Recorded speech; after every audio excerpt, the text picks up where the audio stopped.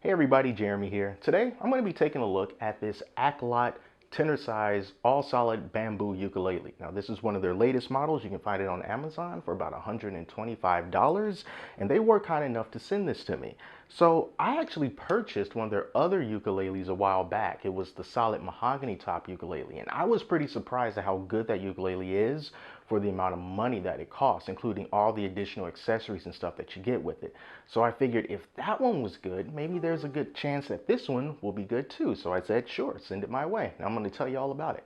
Now the idea of an all solid bamboo ukulele is a little bit weird because usually when we think of all solid instruments, we think of a piece of wood that's been cut out, a single piece of wood that has been shaped and fashioned to be a top, a side, or a back. But because of the way that the bamboo plant grows, and bamboo isn't a wood, it's a type of grass, because of the way it grows tall but not very wide, you can't really take a big chunk out of it and make a top, a back, or a side. So instead, they have to take strips of bamboo and glue them together, and then you can fashion it however you want.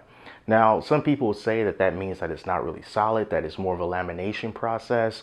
Depending on how you want to look at it, I guess it can kind of go either way. But one thing that I will tell you is that the grain pattern on the inside of this ukulele matches the grain pattern that's on the outside of the ukulele. And that's usually a good indication of whether or not an instrument is made of all solid wood, or in this case bamboo, because those grain patterns are exactly the same. So we're just looking at the opposite side of a single piece of bamboo that was glued in that one particular spot. So that's just a little disclaimer for the bamboo part.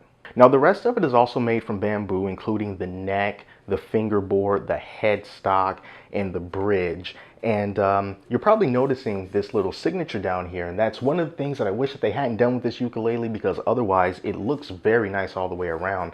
They carved in "Designed by Aklot" on the bottom left hand corner, which I think it sort of takes away from the overall quite pretty look of this ukulele. And this headstock is very nice too. I love how the tuners face back with the slided headstock. It gives it a nice classy look, and the Aklot logo is pretty nice too. So I wish they just would have left it like that and not wrote on it. The type of strings that you're going to get on here are some Ukulele Naugut strings, and the fretboard feels good for the most part. There's not really any sharp edges of the frets until you get down to about the 12th fret. It's noticeably sharper than anywhere else, but when I say sharp, I don't mean it's going to hurt you. I just mean that you can feel the edge more than you do anywhere else. But trust me, at least on this model, it does not hurt to slide up and down or anything like that. So to me, they did a pretty good job with the fretwork. All right, so we'll talk a little bit more about this design and my other thoughts about it a little bit later, but for now, let's see what it sounds like.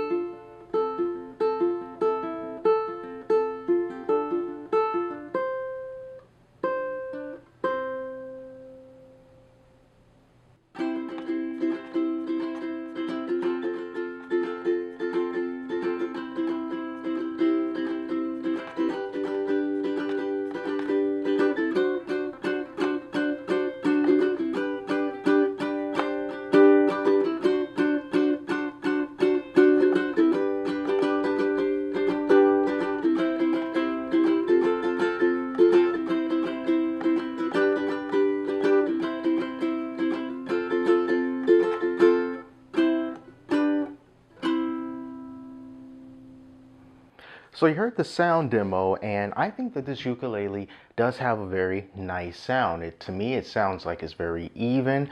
I like the tone, and it's very pleasant to listen to.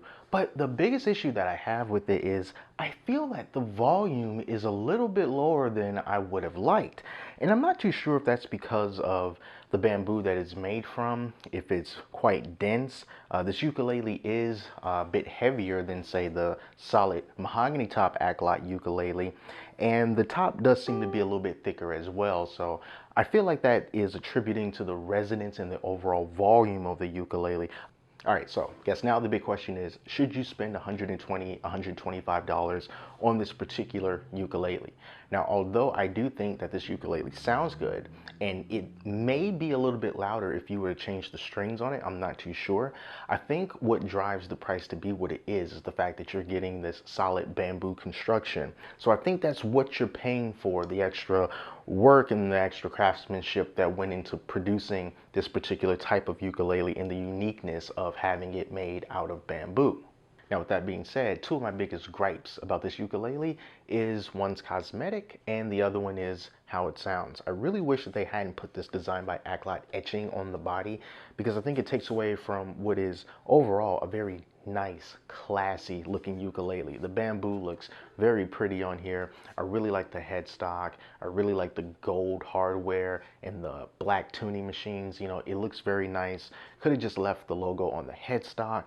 I feel like this takes away from it. And then my other biggest gripe, like I said, is the volume. I just really wish that it were louder. If you're in a room and it's pretty quiet and it's very chill and you're just sort of sitting back playing this thing, it's really pleasant to listen to.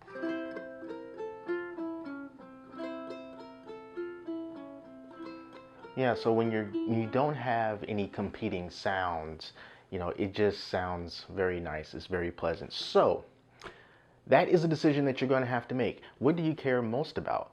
The fact that you're getting solid bamboo construction for the ukulele for 120 bucks? Or do you care more about having a louder volume that may be able to be corrected just with different strings?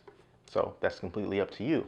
But for what it is, for what this instrument sounds like, for how it feels, and for how it looks for the most part, I think that it's quite good. So thank you all so much for watching. Until next time, I'm Jeremy. I'll talk to you later.